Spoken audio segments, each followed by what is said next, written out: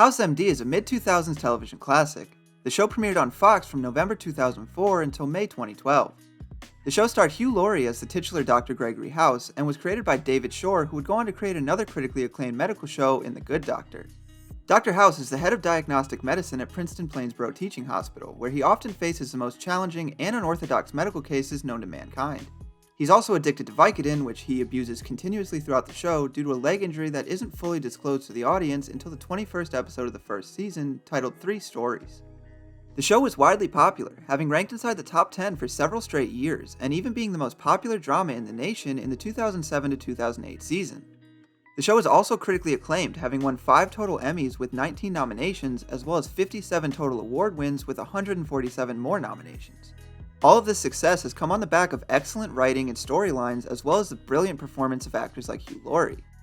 But before all of this success and the streak of top 10 performances, the show was actually just another average show on Fox. In the first 7 episodes, the show averaged a 59.5 ranking and just over 6.6 million viewers per episode.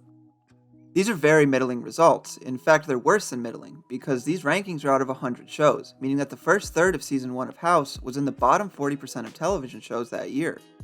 Moving to the 8th episode, it would see a massive turnaround, pulling in over 12 million viewers and ranking 25th in the nation for the week it aired. Over the rest of season 1, House MD would average a ranking of 12th, as well as 16 million average viewers per episode. This is a 47 rank improvement and over double the averages of the first 7 episodes in viewership. Looking at the second season, we see a very similar trend, with the first 10 episodes of the second season averaging just over 14 million viewers per episode. This is quite a bit higher than the entirety of season 1, which only averaged 13.3 million viewers, but once again, the remainder of the second season would see a massive uptick in viewership.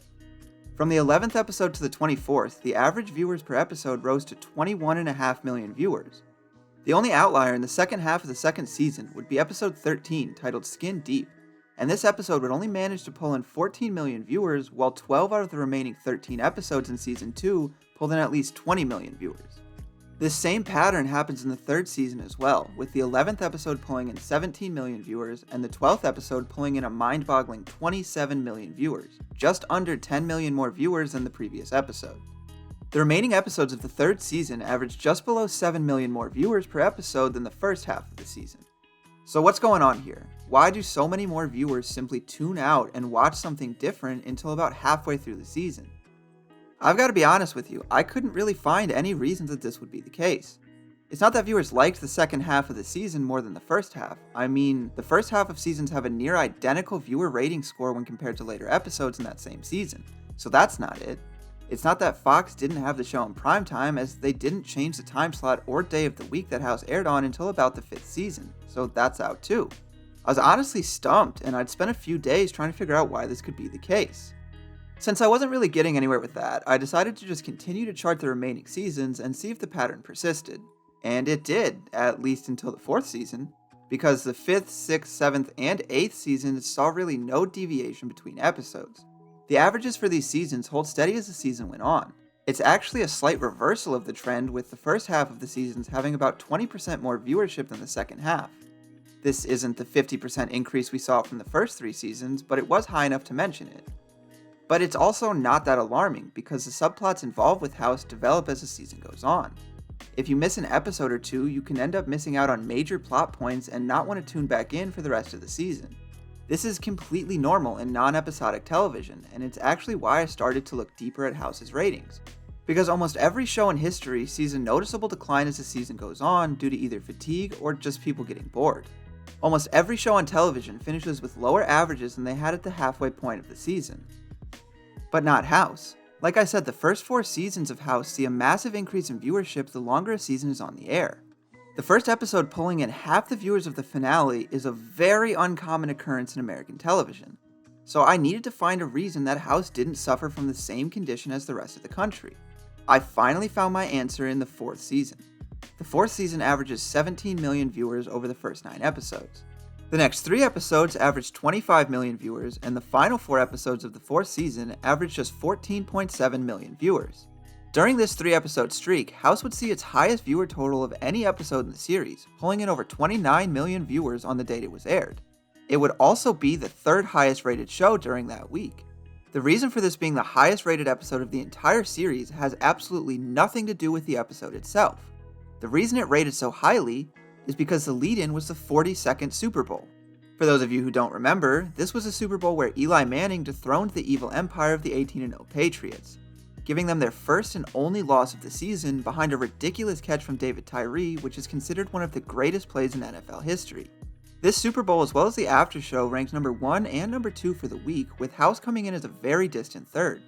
This game attracted 97.5 million viewers and was one of the most watched things ever put on television at that point in history. And this is where I was finally able to put the pieces together and started to solve the puzzle. Because I went back to the first 3 seasons and I looked at the dates that they aired on and what was on when they aired. And the answer was clear. It was all American Idol's fault. All of it. The higher ratings, the bucking of decades of television trends, all of it was because of Simon Cowell and his singing competition. See, American Idol begins airing episodes in January of every year. House MD starts its season in September. The show would usually continue until about December, where it would take about a month break, picking back up in January. The time slot that American Idol aired in was the 8 p.m. to 9 p.m. slot on Tuesday nights, whereas House MD was on TV from 9 p.m. to 10 p.m. on, Tuesday nights. Once I figured this out, everything else started to make sense. Remember that episode from Season 2, Skin Deep, that I said averaged much lower numbers than the rest of the second half of the season? I thought this was going to be a hole in my theory, but no, it actually solidifies my thinking. Because American Idol usually airs 2 episodes a week, on Tuesdays and Wednesday nights. But for this episode of House, they decided to air it on a Monday. The massive decline in viewership was purely attributed to American Idol, the most popular show in America, not being the lead-in for House. They would correct this mistake after a 2-week break, with the 14th episode of Season 2 coming out on Tuesday, once again following their musically inclined big brother. This episode jumped right back up to the 20 million viewers mark, and House would only fall below this mark one other time for the rest of the second season. This trend of living in American Idol's shadow would continue on until the 5th season. During the 5th season of House MD, the show was moved to the Tuesday 8 p.m. time slot for fall. Once American Idol picked back up in the winter, House would be moved once again, but this time to a new day, with episodes airing in the Monday 8 p.m. time slot, with American Idol taking its place on Tuesdays. Following this, House would never again follow American Idol, and it shows in the ratings, with House bleeding viewers for the rest of its time on television. American Idol would also start airing 2-hour-long episodes in the spring as the competition started to come to an end for the season. This extension of the show limited what could come after it, as most Americans turned their televisions off after 10 p.m. And this isn't to say that House was entirely built on the back of American Idol, because if the show didn't have a large audience, the network would have just jammed the show into the 10 p.m. time slot and let it get whatever viewers felt like staying up that night. But during the days that House followed American Idol, the show averaged over 50% more viewers than days that it didn't. So is it safe to say that without American Idol, House would have never blossomed into the successful show that it did? Well, yes and no. It's a fair statement to say that it wouldn't have been as successful as it was, but you can see in the statistics that even during the dark times without American Idol, House actually improved its viewership from previous seasons. The first half of the second season averaged over 1 million more viewers than the entire first season, which actually benefited from its lead-in for over half of its episodes. The final season also averages about 3 million more viewers than the first half of its debut season as well, meaning that the viewership of the show without American Idol actually improved by about 3 million viewers by the final episode of the series. To expand on this point, the 5th and 6th seasons had double the viewership that the first half of Season 1 had, all without the help of American Idol to boost its ratings, proving even more so that House could in fact stand on its own 2 feet without needing the most popular show in the country to help it stay afloat. And that's about all I've got. I hope you enjoyed this video, because I know I enjoyed making it. I really like figuring things out I don't know, and this one took me a bit to find the answer. If you could, leave a like, and hey, subscribe for weekly videos about television ratings and the weirdest things that have happened in television land. Also, make sure to let me know in the comments below what other shows I should look at in the future. I don't have a lot of subscribers, so if you comment, chances are pretty high I'll do it right away.